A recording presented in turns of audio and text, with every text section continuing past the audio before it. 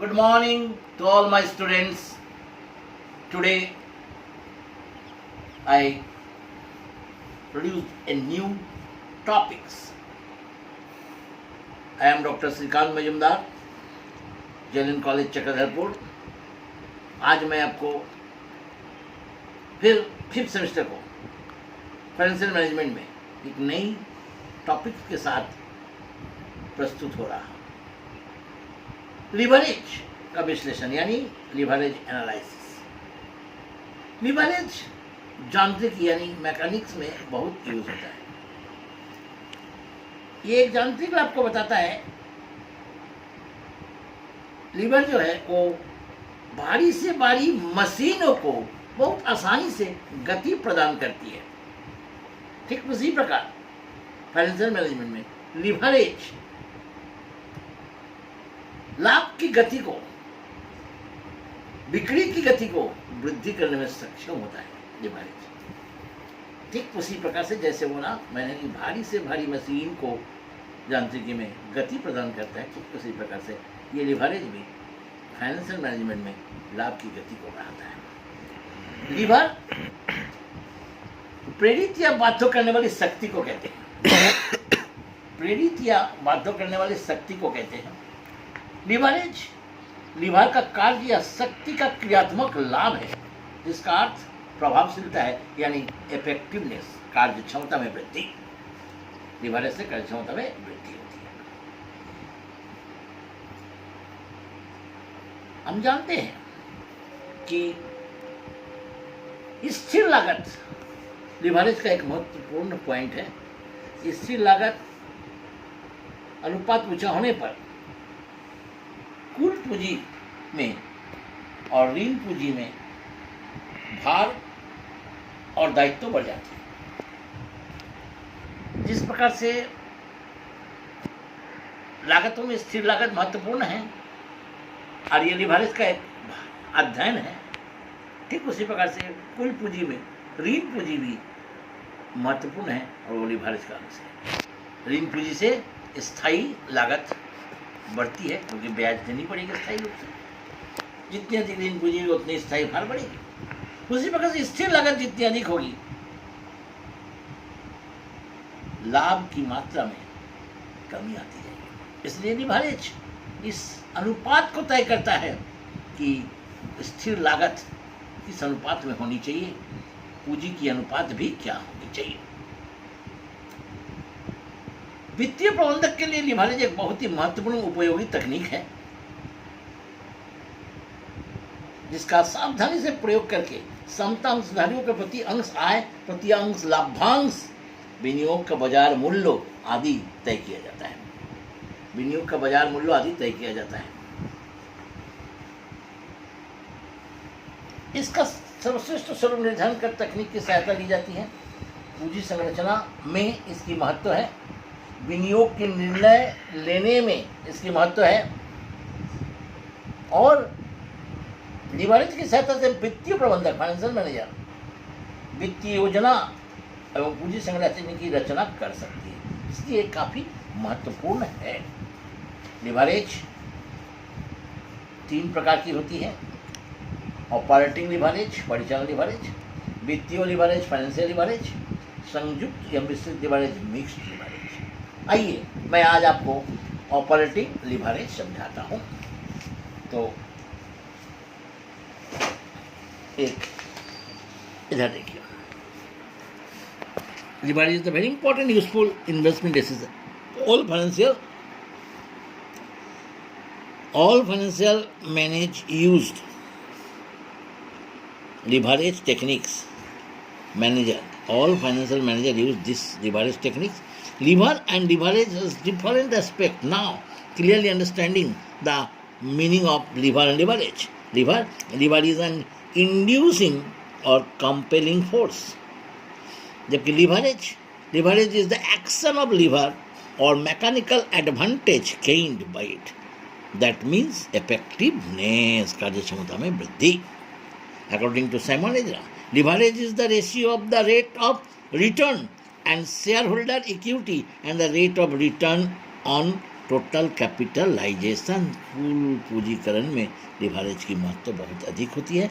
वो equity share holder का rate of return, उनको क्या रिटर्न मिलेगी, इसकी तय करता है leverage.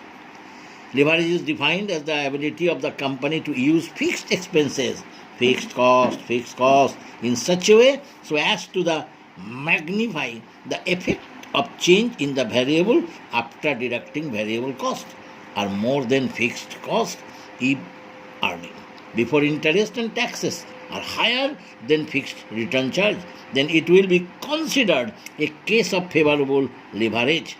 Higher leverage boost up return to the equity share holder. ऊंची लिवरेज की दर इक्विटी शेयर होल्डर का रिटर्न को और भी बढ़ाने में सक्षम होती है। The favourable leverage provides gains share holders and favourable leverage result into the losses to the unfavourable losses होती है शेयर होल्डर को, और फेवरेबल लिवरेज हो तो इक्विटी शेयर होल्डर यानी शेयर होल्डर को बहुत ही लाभ होती है। अगर वो फेवरेबल नहीं है, अनफेवरेबल है, तो उसमें हानि का सामना करना पड़ता है। यह देखिएगा, लिवरेज 3 प्रकार की होती है, operating leverage, financial leverage, combined leverage. Operating leverage, Solomon Ezra clearly express about the operating leverage that operating leverage is the tendency of the operating profit to vary disproportionately with sales.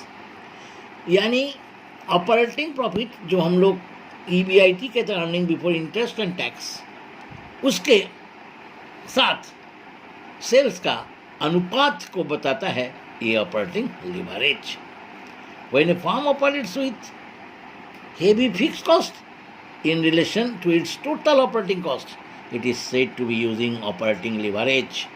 बहुत ज़्यादा fix cost होता है उसकी operating cost में, परिचालन लागत में, उसको हम लोग कहते हैं using the operating leverage. Operating leverage में always take place when over a concern has certain fixed costs and these fixed costs are to be recovered irrespectively of the level of the sales volume। fixed cost को बिक्री के विभिन्न चरणों से प्राप्त किया जा सकता है। Operating leverage calculated through the following formula. Operating leverage well C by EBIT, C माने कंट्रीब्यूशन by EBIT माने earning before interest and tax. Degree of operating leverage, changes of the operating profit into 100 by changes of sales, या percentage of changes of EBIT and percentage of changes of sales, changes of sales। इस formula से भी आप इसको दिखा सकते हैं, ठीक है। अब आइए एक मैथ हम लोग देखते हैं। Calculate the operating leverage if output is 1000, उत्पादन ए सेल्स 6 रुपया पर यूनिट, वेरिएबल कॉस्ट 4 रुपये दे दिए हैं। Calculation operating leverage, sales very simple calculation देखिएगा मैथ। सेल्स 6000, वेरिएबल कॉस्ट 4 रुपया करके दिया है, 1000 यूनिट का 4000, 2000, इसको क्या कहते हैं, sales minus variable cost equal to contribution. याद देखिएगा, सी का फॉर्मूला है एस माइनस VC, यानी इसको हम लोग कहते हैं कंट्रीब्यूशन। अब कंट्रीब्यूशन में से फिक्स कॉस्ट को घटा देने से जो निकलेगा दैट इज EBIT, यानी earning before interest and tax, जिसको हम लोग प्रॉफिट भी कहते हैं, profit before interest and tax. Operating leverage कैसे निकलेगा, C 2000 by 650, 3.08। ये जितनी ज़्यादा होगी उतनी अच्छी होगी, खराब होगी, कम होने से अच्छा होगा। याद रखिएगा 2650 ये निकला, एकदम सिंपल मैथ है। आइए एक और हम लोग मैथ की ओर बढ़े। Question number 2, a firm sales is product 100 per unit, it's variable cost 50 per unit, fix cost इतना दे दिया है। सो द वेरियस लेवल, देखिए लेवल से various level of EBIT and degrees of OL when 1000 unit, 750 unit और 125। Output देखिए 750 है, 1000 original है, 750 में 25% डिक्रीज हुआ, 1250 मैंने इसकी तुलना में 25% इंक्रीज हुआ, ठीक है। सेल्स 100 रुपये करके है, ये देखिए इससे इससे मल्टीप्लाई किए, इससे इसको मल्टीप्लाई किए, इससे इसको 100 से मल्टीप्लाई किया, हो गया। वेरिएबल कॉस्ट 50 रुपया, 1000 को 50 से 50,000, इस प्रकार से मल्टीप्लाई करके हम लोग पा रहे हैं। तो हम लोग कंट्रीब्यूशन पा रहे हैं। फिर फिक्स कॉस्ट तो दे दिया है, ऑलवेज फिक्स हर एक केस में 12,500 नील 25,000। देखिए हो गया।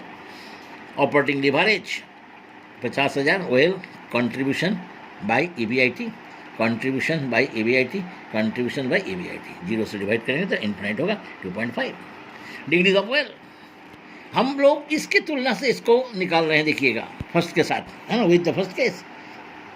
ये देखिए, ये इससे 0 माइनस 0 कहाँ से आया, 0 कहाँ से आया, ये देखिए इसकी EBIT 0 है, 12,500 यानी 100, 1,50,000 यूनिट था, 1,00,000 था, 775,000 है तो 25,000 हो गया, यानी -50%। इसका भी इसकी तुलना में 200, देखिए 25,000 प्रॉफिट क्या है, 12,500 था, 25,000, इसका मतलब क्या हो गया, 12,500 और 100 और 1,75,000 इसकी बिक्री था, 1,75,000 सॉरी, है ना। चेंजेस ऑफ द सेल्स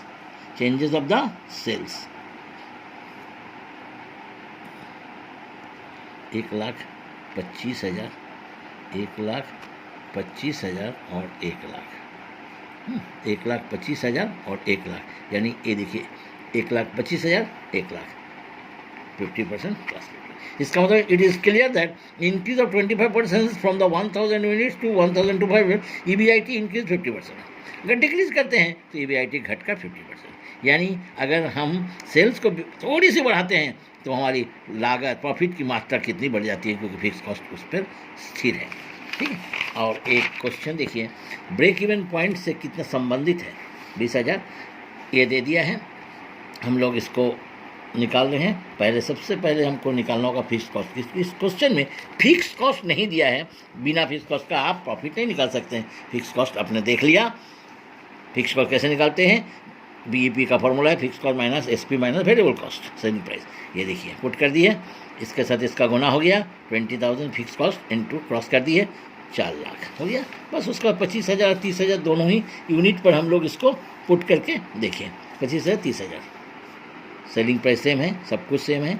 देखिए 5 लाख, फिक्स कॉस्ट 4 लाख है, 1 लाख 2 लाख, यानी operating leverage 5 and 3। Higher operating leverage means more risk, लेकिन मोर प्रॉफिट नहीं। हायर और सो इस केस is more riskier than second case, इसलिए फर्स्ट केस जो है मोर रिस्की है देन सेकेंड केस, यानी जितनी अधिक ऑपरेटिंग लिवरेज कम होगी उतनी कम रिस्क होगी, यानी प्रॉफिट की मात्रा बढ़ जाएगी। देखिए, तो ये तो था आपको ऑपरेटिंग लिवरेज निकालने की फॉर्मूला और मैथ, और भी लेके आएंगे।